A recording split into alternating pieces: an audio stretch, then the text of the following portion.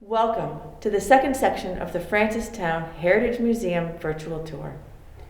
Part of the Francistown Heritage Museum's purpose is to show folks what life was like for our early ancestors and present examples of the tools, implements, and other goods that they used to assist them in their survival.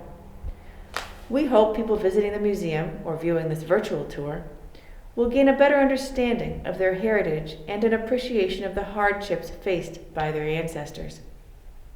Also, how their hard labor and determination helped lay the foundation for our lives today.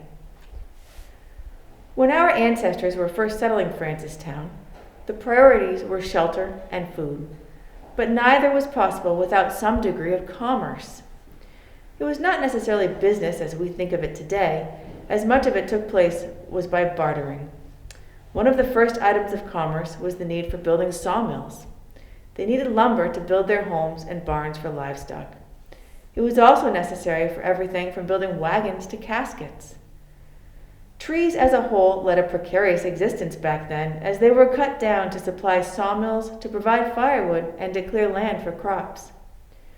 Their bark was stripped to tan leather, and their wood burned to make ashes with which to produce potash, which was one of our first cash-producing products. The museum has several different types of saws, or at least the blades, used in the forest and in sawmills. Our first commerce exhibit is a two-man saw. For felling trees, the preferred tool was this and/or an axe. A two-man saw was designed for use by loggers and cut in both directions. Using a two-man saw involved a logger standing at each end. Together, they would alternate the pulling through the wood back and forth. Until a proper water-powered sawmill could be built, our ancestors relied on crude pit sawmills. The log to be cut was positioned on a wooden framework over a pit, and a long two-handled saw was moved up and down by two men, one standing above the timber and the other below in the pit. The upper sawyer was called the top man. He followed the marked line to make a straight plank, and the underman pushed the pit saw upward. This method was soon replaced by water-powered sawmills. The saw blade has spaces at each end to attach the blade to the sawmill machinery. More advanced sawmills came later and utilized large circular blades rather than the up-and-down saw blade. Like today, our ancestors needed things built and repaired for them. They could do much themselves, but some things just had to be done by a skilled craftsman. Thus, the business of the wheelwright was born, and this was an important bit of commerce back in the day. The wheelwright became somewhat of a jack of all trades, a skilled carpenter and joiner, furniture maker, hedge carpenter, servicing farming needs such as wheelbarrows, a cooper and a millwright, constructing and repairing mill wheels and grinding mechanisms for the local mills. They often made children's toys and very often acted as the village undertaker, coffin making an obvious related skill. The Heritage Museum has a number of exhibits featuring some of those tools. A shave or shaving horse was a common tool for wheelwrights and is a combination of vise and workbench used for woodworking. Typical usage of the shaving horse was to create a round profile along a square piece, such as for a wheel spoke or chair leg. Common tools used on the shaving horse were spoke shaves and draw knives. The wheelwright also made and repaired wagon, cart, and similar items. While our ancestors never suffered a flat tire, they did occasionally break a wheel, which the wheelwright would need to repair. How do you jack up a wagon? Why, with a wagon jack, of course.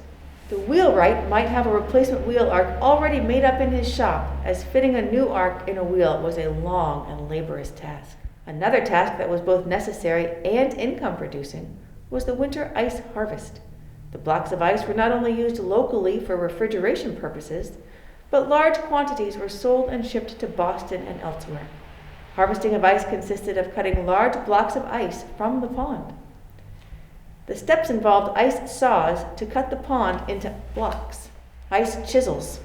This photo shows that workers did not necessarily need to cut individual ice blocks, but could score out individual ice blocks using a horse and an ice plow.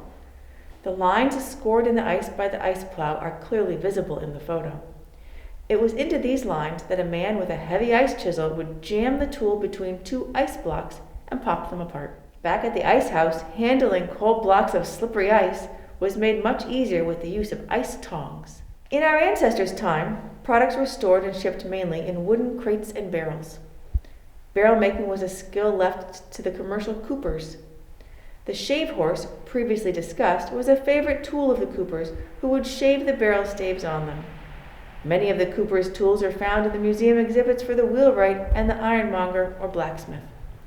One specialty tool of the coopers was a barrel header. The barrel header was developed to allow inserting the top once the barrel was complete. The metal hooks attached to the bottom of the barrel. The screw on the top was tightened against the barrel top to press the top into the groove around the top of the barrel to seal the barrel tight. Suffice it to say that having all of these wood barrels necessitated having some means to handle them in an efficient manner. Barrel carts were common. Once filled, these barrels were often quite heavy, and a means to lift them was necessary. Several types of barrel lifters were developed. As commerce continued to grow and products were produced for sale and profit, some began to be shipped to Boston and on back to England. This trade necessitated a means to measure the contents of the barrel, especially those going abroad, where excise agents would be checking the contents. Specialty tools were developed for measuring the barrels, and the coopers had to also ensure that the barrels they made conformed to requirements. The barrel or cask was laid on its side, and cross calipers extended to determine the diameter of the barrel at the widest and narrowest point. The long caliper was used to measure the length, and thus the capacity of the barrel could be determined from these and other measurements. Some calipers had built-in factors that accounted for the thickness of the staves. Once agriculture was firmly established, products beyond the immediate needs of the citizens could be made and sold. Non-farm families relied on this in order to survive, as they were engaged in areas that did not produce food. Those with dairy cows could use the excess to make cheese with commercial value. A cheese press was utilized to make these cheese products. The cheese press works by pressing curds from the milk of your cows or goats. The press generates approximately 50 pounds of pressure. This force keeps the curds pressed together and is known as knitting. The Heritage Museum exhibits include those used to produce other food products such as a sausage stuffer, lard press, egg and milk delivery containers, and abattoir equipment. We also offer exhibits featuring a selection of tools used by our ancestors that appear quaint by today's standards. Books became more common and needed to be bound. The Pridmore press was designed for the job. This heavy steel press allowed the pages and covers of a book to be pressed together and held in place while the binding was glued and/or stitched. While initially a farm town, Francistown soon grew with the building of water-powered mills and our numerous rivers. Products came from a local oil mill, grist mill, shingle mill, sawmills, potash manufacturing, and tanneries. The coming of the Second New Hampshire Turnpike made us a primary stop on the stage route from Boston to Montreal, and retail and service businesses prospered with several banks, stores, hotels, and liveries. The later discovery of soapstone and that quarry and mill led to Francistown's reputation as the producer of the finest soapstone products available.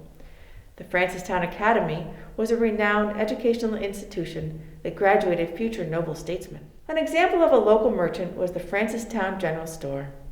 This sign from the store dates back to one of the longest-running family owners.